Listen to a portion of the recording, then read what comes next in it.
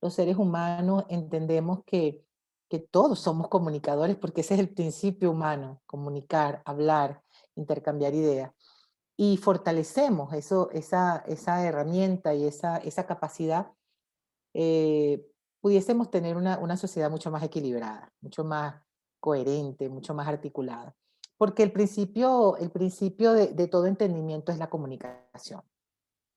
Desde el espacio uno a uno hacia los espacios grupales, organizacionales y por supuesto masivos. Ahora bien, existe esta figura que es la del periodista, que es la figura del comunicador social, que tiene una gran relevancia en estos tiempos, porque de alguna forma ustedes se preparan, fortalecen sus capacidades para liderar estos cambios y estas transformaciones. Liderar lo que ocurre en los medios que generan opinión.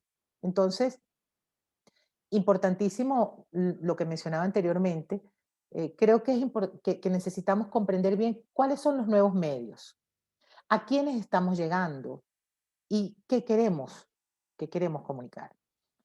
Alguien mencionó el tema de los medios que a veces manipulan, por supuesto que manipulan.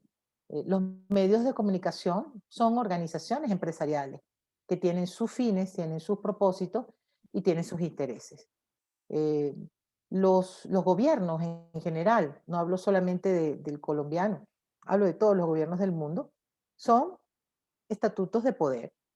Y la verdad es que el ser humano es débil cuando se conecta con el poder. Esa es una debilidad que traemos de fábrica, es una falla del software. Realmente pocas personas, pocos seres humanos, muy privilegiados. Hay que tener un espíritu muy, muy fuerte para tener acceso al poder y que ese poder no te ciegue, que ese poder no te vuelva autoritario. Es difícil, ¿no? Entonces ahí es cuando la comunidad, cuando los líderes comunicacionales se vuelven esas figuras de contención. Y eso ha sido en general en todos los países y lo notamos en las organizaciones. Entonces, ¿cuál es la postura de cada uno de ustedes? Ahora, me sumo a las individualidades, me sumo a los extremos, me sumo a los intereses de diferentes actores de poder o realmente yo tengo mi propia interpretación de la realidad y la defiendo. Eso creo que es una pregunta interesante.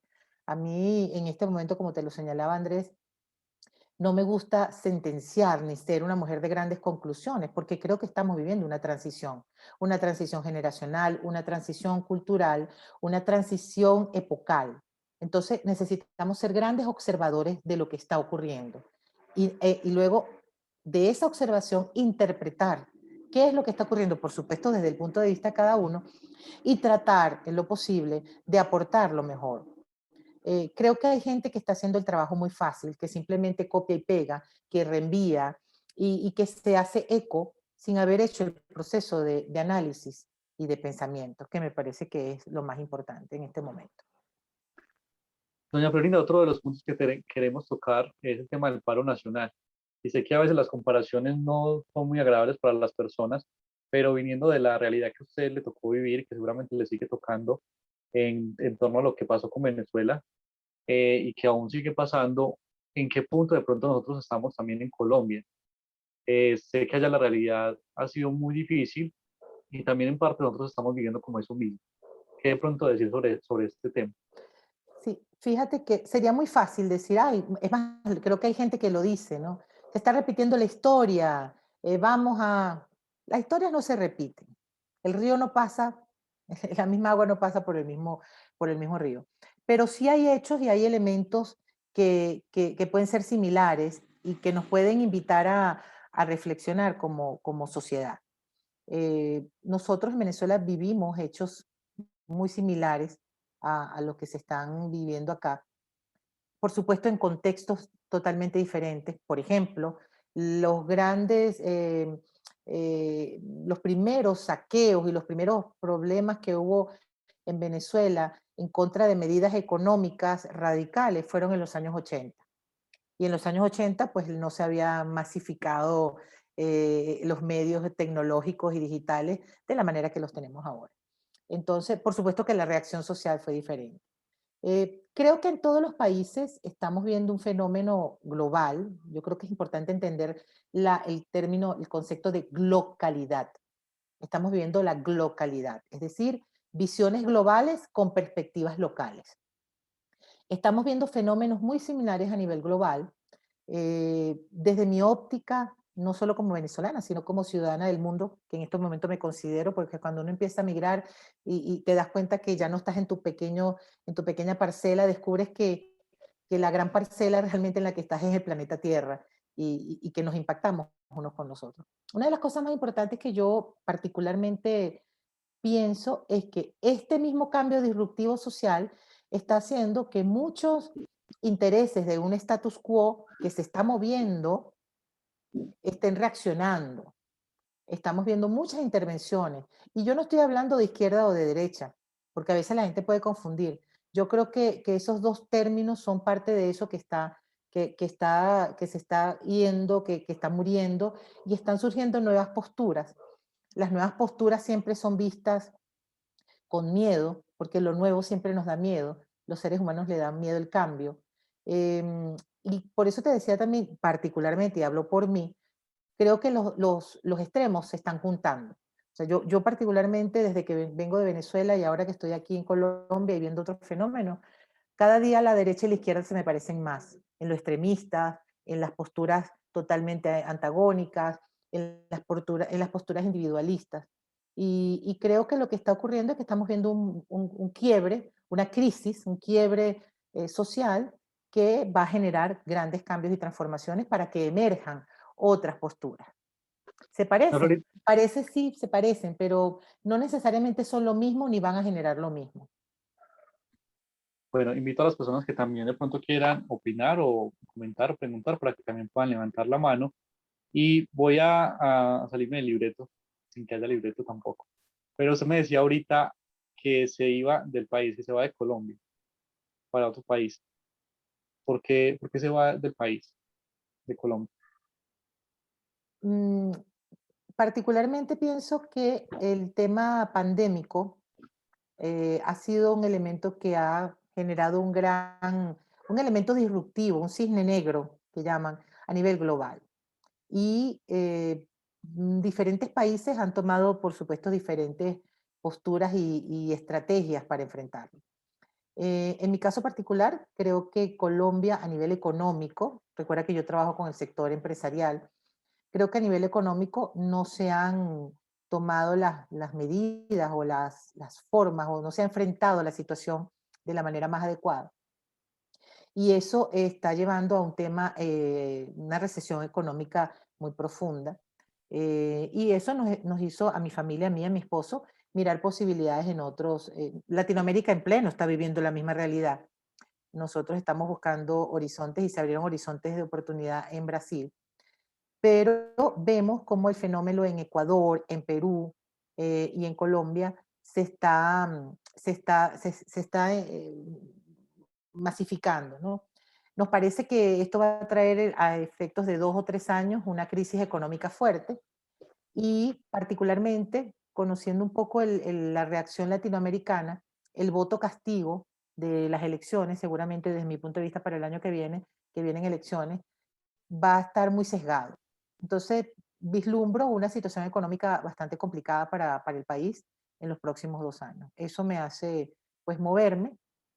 Esa situación económica podría, fíjate que utilizo ese verbo bien marcado y subrayado, podría abrir brechas para descontento social, para crisis política y para eventuales figuras emergentes como la que ocurrió en Venezuela, que salió un Salvador, el Mesías, que viene a salvar a la sociedad y allí pues podría colarse un gobierno autoritario. Ese es uno de los escenarios que veo y me hace moverme.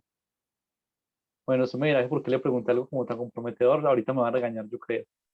Pero es que me acordé precisamente de una anécdota de un video que vi en estos días por redes sociales de unos influenciadores donde mostraban como un perrito que se lastimaba cada vez que se sentaba en una tabla con un clavo. Y todos los días el perrito volvía y se sentaba ahí. Entonces deja como una reflexión, porque la señora comenta que el perrito se sigue sentando en la tabla porque todavía el clavo no lo lastima lo suficiente.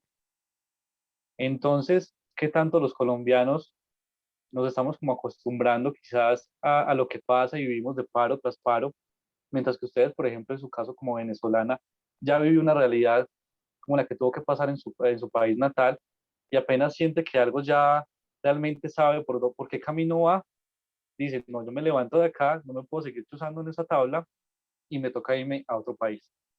Entonces, de pronto analizar esta reflexión que le Y, dé. y, y te voy a decir, yo hago mi mea culpa. Yo tengo que ser responsable también. Nosotros en Venezuela, voy a hablar de lo que ocurrió en Venezuela porque no puedo hablar de lo que está ocurriendo ni lo que va a ocurrir acá. Pero una de las cosas que siempre comparto en estos espacios y cuando me han invitado a hablar con estudiantes y hablar del tema migratorio, una de las cosas que pasó en Venezuela y que yo siempre advierto a las nuevas generaciones es que le empezamos a tener asco a la política. Nadie quería hacer política en Venezuela. Ser político era sinónimo de corrupción, de mermelada, como dicen acá. Y creo que eso es parte de un modelo muy bien trazado para sacar a las personas y a los mejores líderes de la política.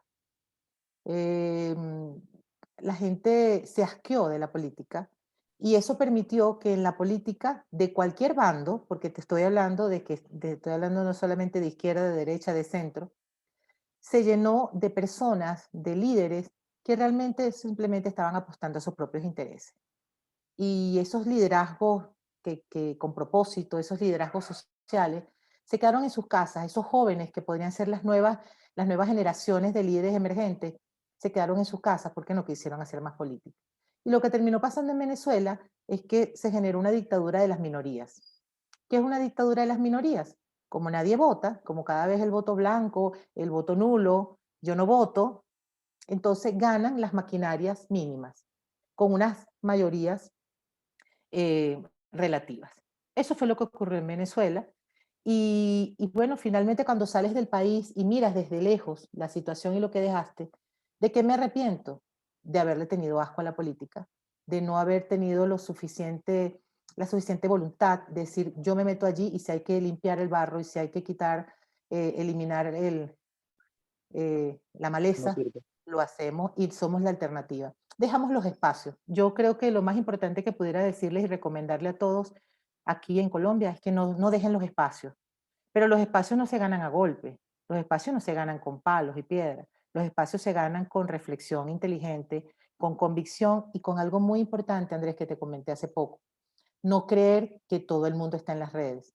Creer que porque yo estoy diciendo algo en mi Twitter, en un tweet, o porque lo digo en mi Instagram, estoy haciendo política o estoy influenciando. No, hay que ir a las comunas, hay que ir a la sociedad de a pie, que ahí está la gente. Hay que acercarse a las canchas deportivas, hay que hacer el trabajo de a pie y hay que comprometerse con eso.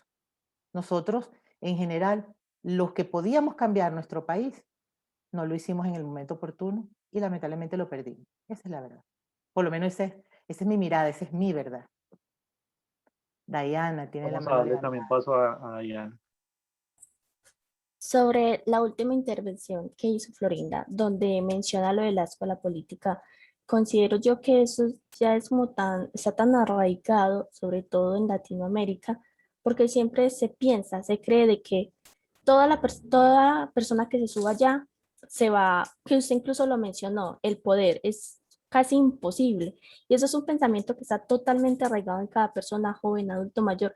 Considero yo de todas las edades que por eso se niegan, por eso que no, que qué pereza, como lo mencionaba usted, lo que pasó en su país y que quién sabe si pasará acá, pues eso no tenemos por qué, no tenemos cómo saberlo debido a que acá en Colombia, desde cierto punto de vista, ya hay mucha más joven, sobre todo interesado en el tema, ya más ha llegado a la política y que de pronto no tiene esa convicción de que va a pasar lo mismo, de que si él se va, se monta ya, le va a pasar lo mismo, de que todo es malo. Entonces considero pues, de que eso sí está demasiado arraigado y es muy difícil luchar contra eso. Es difícil y ahí está el gran reto. El gran reto es hacerlo.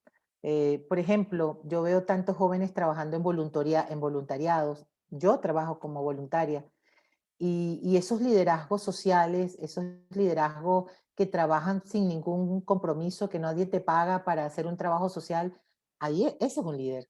Ahora, ¿por qué no llevamos a esa juventud y a esa gente que está haciendo trabajo de liderazgo social a los espacios políticos? Bueno, en primer lugar, porque hay mucha gente que no te deja entrar. Yo viví hace poco la campaña, la última campaña que hubo a nivel de aquí de Colombia, que fue la de alcaldes, ¿no? Alcaldes, Sí. gobernadores, concejales. Y tuve la oportunidad de vivirla cerca, acompañando a algunos candidatos, apoyándolos en su estrategia comunicacional. Y les voy a decir que es parecido a lo que vi en Venezuela, que tú dices, pero ¿qué pasa? ¿Por qué no le das espacio a los jóvenes? Porque no quieres, porque no te da la gana. Porque ustedes pueden marcar la diferencia. ¿Por qué no ponernos de acuerdo?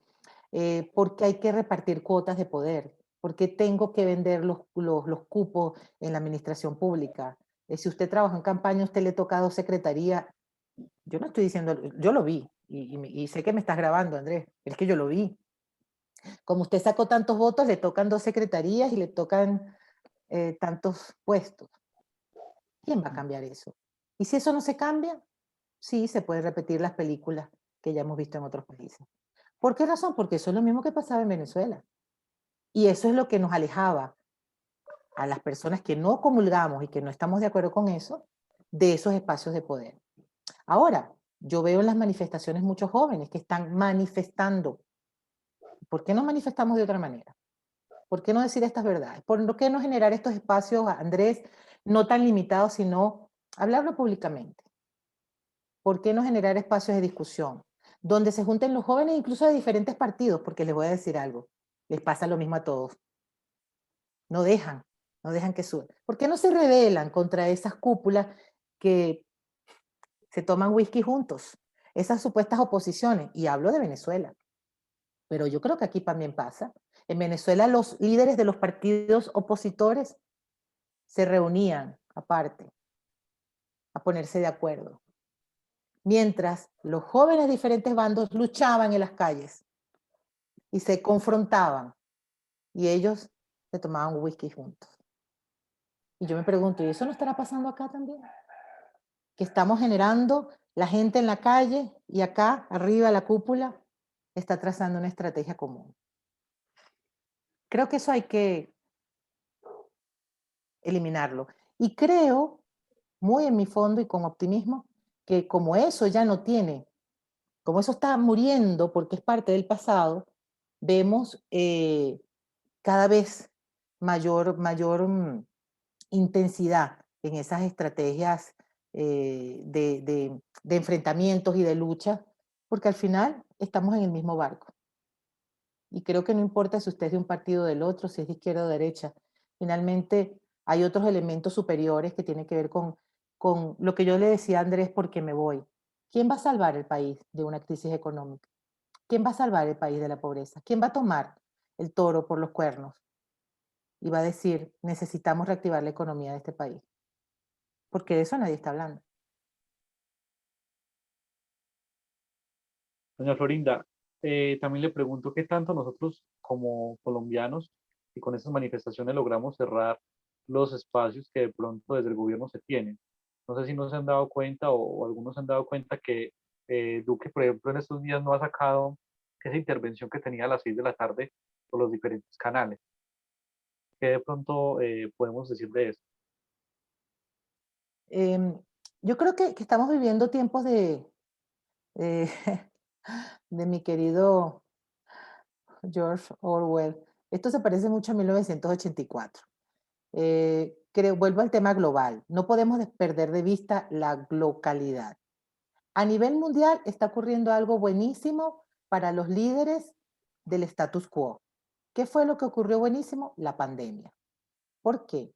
Porque la pandemia permitió hacer algo que hace rato mucha gente quería hacer, muchos líderes mundiales, control social. Y lo que vemos ahora es que a nivel de cada país, ese control social se va particularizando. Estos cierres de todos los fines de semana, estos grandes toques de queda, que tú dices, bueno, ya, va, explícame si el virus sabe que de jueves a lunes es que va a salir y el lunes cuando vuelven a abrir se va para su casa. Yo quisiera que algún científico me explique qué es lo que realmente estás buscando cuando un fin de semana sí, un fin de semana no.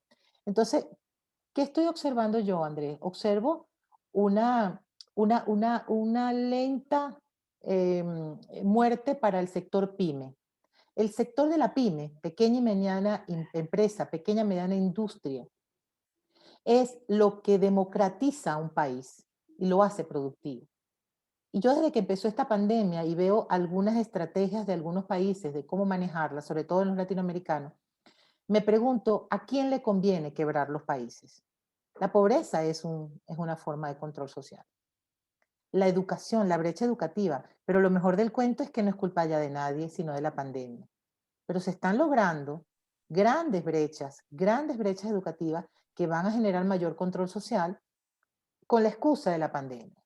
Por eso, pero es muy gracioso porque entonces las personas con el discurso de izquierda, para llamarlo de alguna manera, eh, lo toman contra el capitalismo, los empresarios, y los empresarios lo toman con el otro y no se dan cuenta que estamos jugando del mismo bando.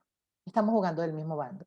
Necesitamos reactivar las economías, necesitamos reactivar la educación, necesitamos cerrar las brechas económicas, educativas y sociales, y la pandemia está generando la excusa perfecta para el control social. Desde mi punto de vista, estos llamados masivos a la calle son totalmente absurdos cuando no estamos haciendo llamados masivos a la productividad. Yo no creo en un paro, ya tenemos más de un año en paro. Yo creo en un paro productivo. Yo creo en un paro de otro tipo. Vamos a hacer un trabajo y vamos a todos a trabajar. ¿Y sabes qué? No me sumo a este paro. Vamos a controlar, vamos a mantener las medidas de seguridad, que incluso ya sabemos cuáles son las que realmente sirven y las que no, porque también se ha creado todo un realismo mágico en función a esas medidas de cuidado. Vamos a exigir que el Estado vacune, que es lo que va a hacer más rápidamente que podamos volver a la calle y ser nuevamente productivos y podamos volver a reactivar las economías. Yo, particularmente, y lo digo con mucha responsabilidad, es mi opinión, creo que estamos viendo estrategias de control social que están incentivando la pobreza, que están incentivando la brecha educativa y que en general le estamos apostando a la famosa estrategia romana de pan y circo. Diana aún tiene la mano levantada, no sé si va a participar o era la intervención de ahorita. No, era la intervención de ahorita.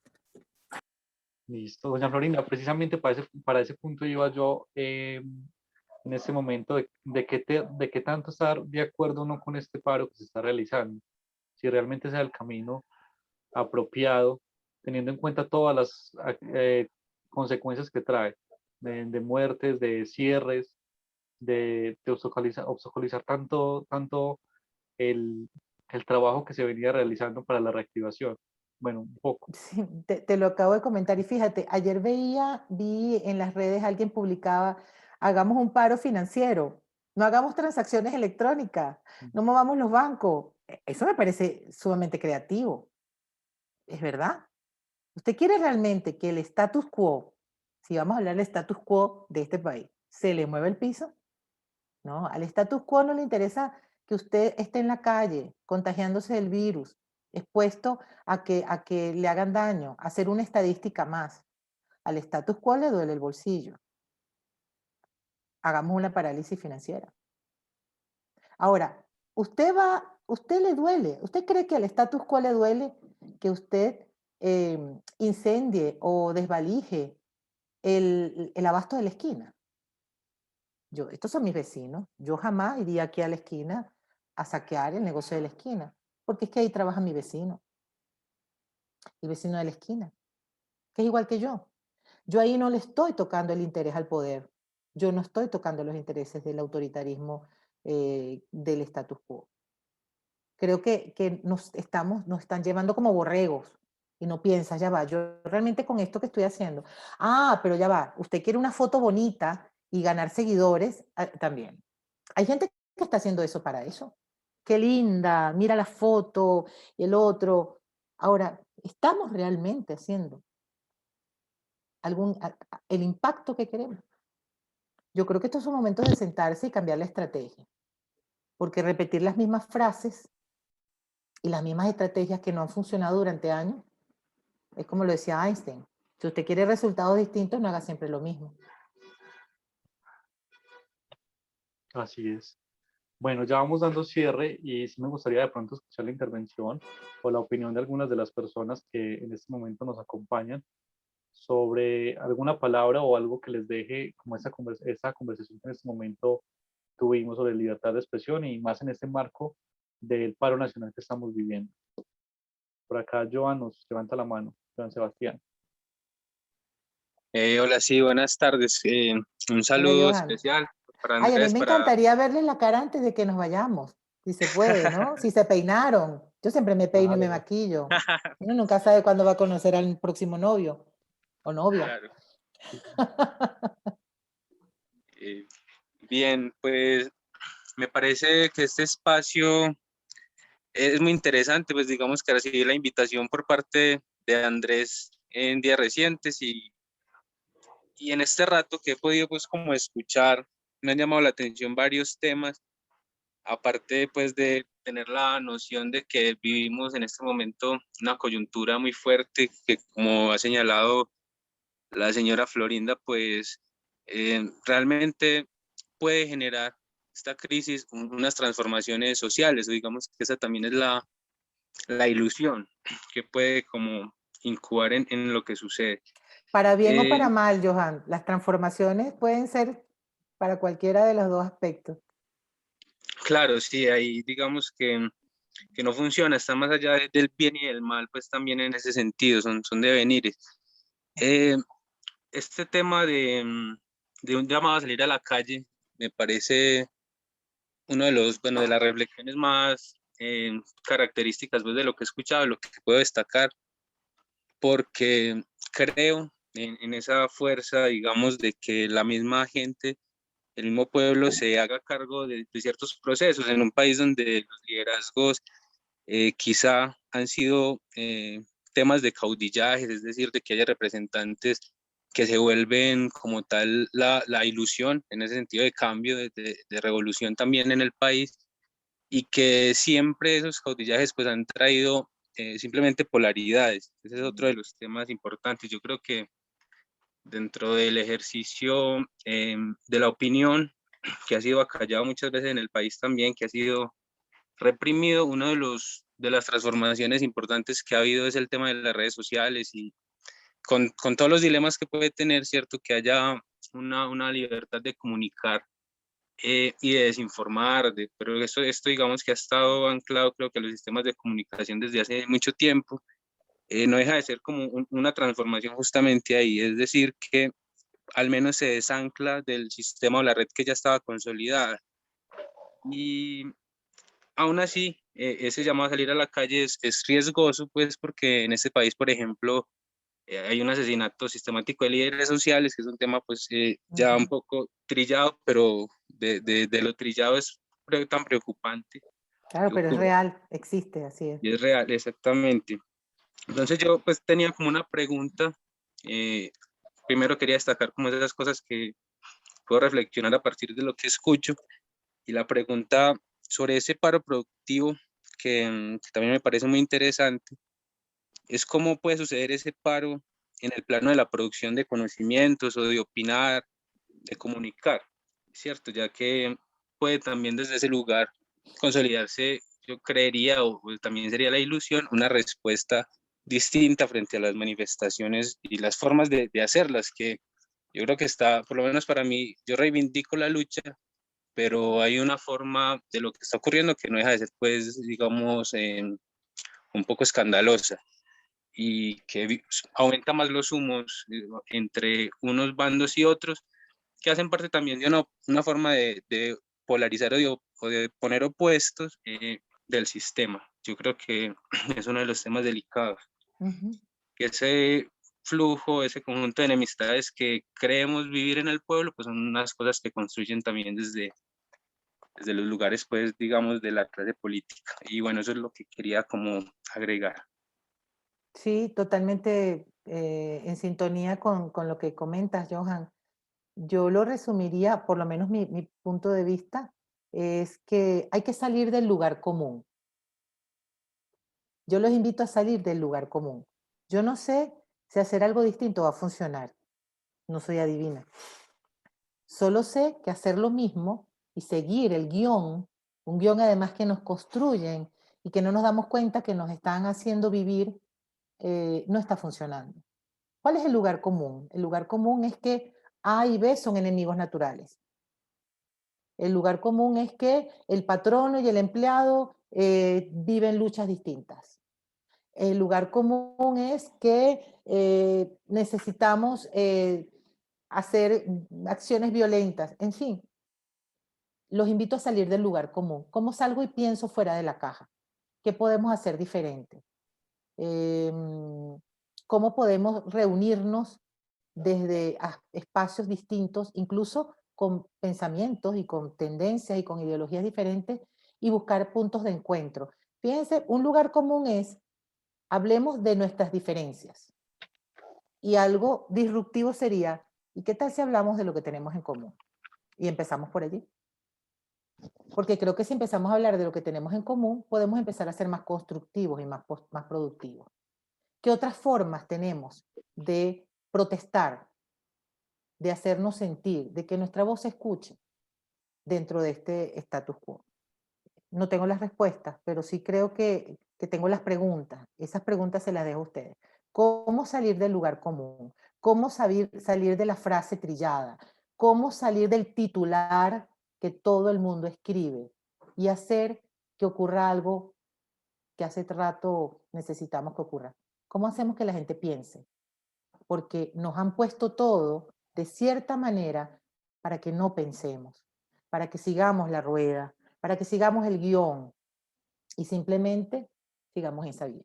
Entonces, creo que lo más disruptivo que podríamos hacer es hacer preguntas para que la gente se ponga a pensar distinto. Replantearnos antes de hablar, de transmitir, de compartir de pronto tanta información que a diario estamos viendo en nuestros medios, en nuestros lugares cercanos. Doña Florinda, muchas gracias por compartir con nosotros este espacio.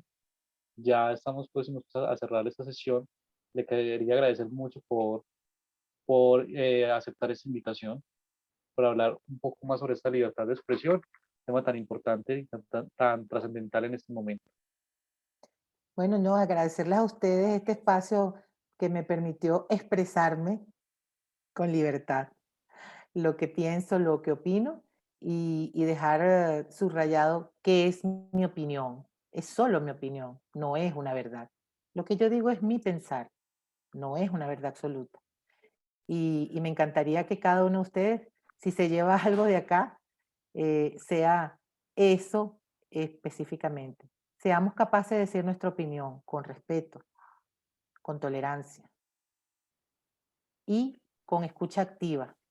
Necesitamos aprender también no solo a comunicar, sino también a escuchar a los demás. Y en función a eso, me encantaría escucharlos a cada uno de ustedes. ¿Qué se llevan de este encuentro? En una palabra. ¿Qué te llevas, Claudia? Que la verdad no es absoluta.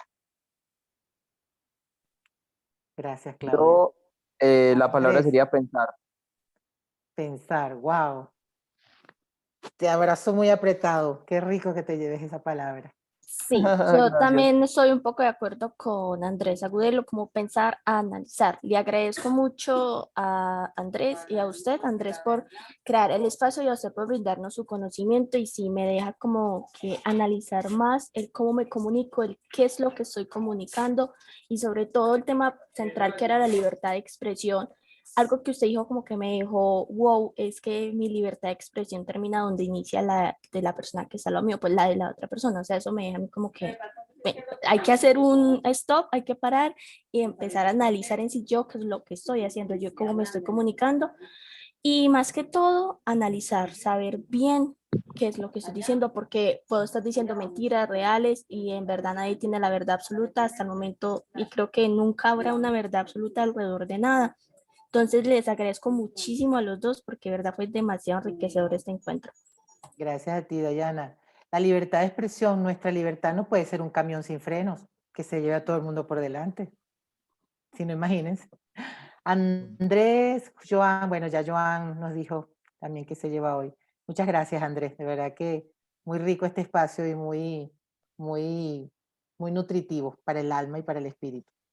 No, a ustedes por aceptar la invitación, por hacer parte de esto, a Claudia, a Dayana, a Andrés Felipe, a John Sebastián que trabajamos juntos, a Alejandro que también nos acompañó en un momento, y por supuesto a usted, doña Florinda, por aceptar esta invitación y por de esa manera compartirnos algo tan importante y de esta y también pues, nutrirnos de conocimiento en este momento. Estamos, yo creo que nos quedamos corticos de tiempo. Incluso me nacieron otras preguntas en este momento, pero bueno, ya en un próximo momento de pronto se dará la oportunidad de seguir conversando. A Claro todos que muchas sí. gracias. Siempre abierta la invitación. Gracias. A todos muchas Chao. gracias y nos vemos. Gracias, chao. Gracias. Chao.